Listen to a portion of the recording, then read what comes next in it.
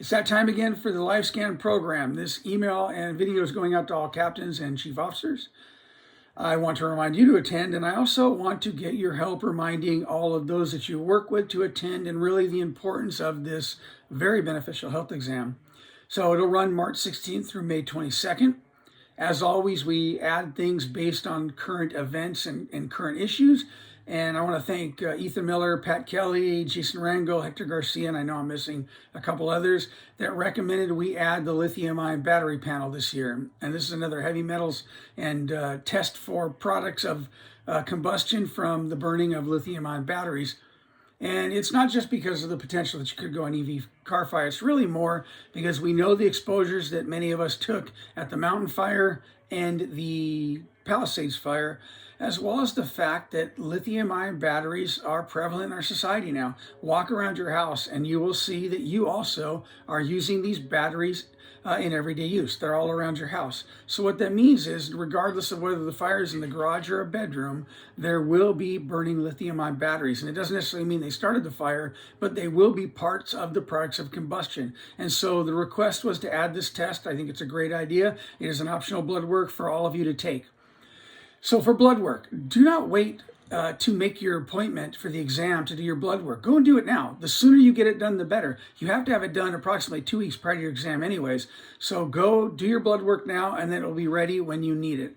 As a reminder, you cannot be late for your exam, even a couple minutes. It is a very packed and tight schedule. We can't wait for you. It starts on time. If you're not there on time, you will not get an exam.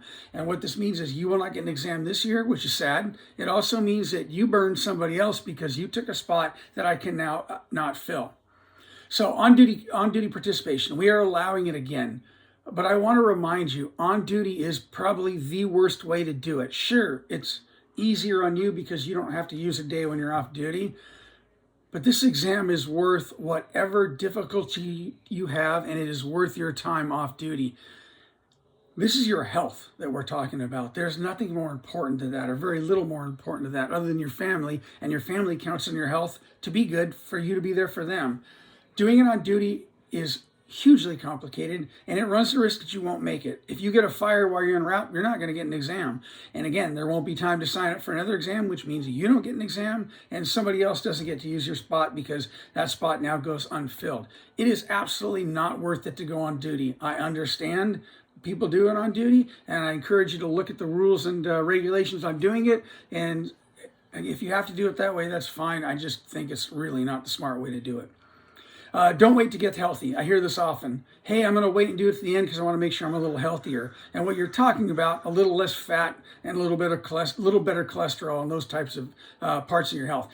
Yes, this exam does test for those, and yes, it has a how fit are you, but that's not the point.